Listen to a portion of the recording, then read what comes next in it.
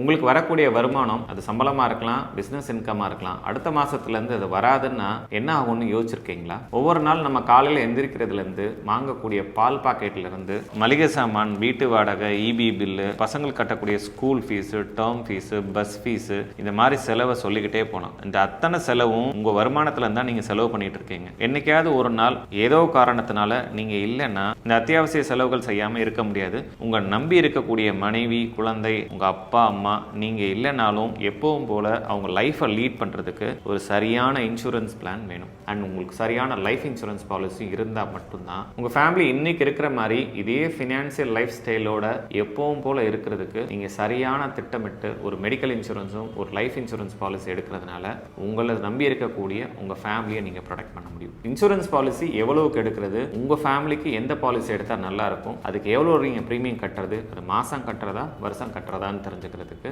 Plan comment பண்ணுங்க. Medical insurance பற்றி நீங்கள் என்கிட்ட 1-to-1 டிஸ்கஸ் பண்ணலாம். மெடிக்கல் இன்சூரன்ஸ் சம்பந்தமான முக்கியமான விஷயங்களை தெரிஞ்சுக்கிறதுக்கு என்னோட பேஜ் ஃபாலோ பண்ணுங்க. உங்கள் மருத்துவம் எங்கள் செலவு.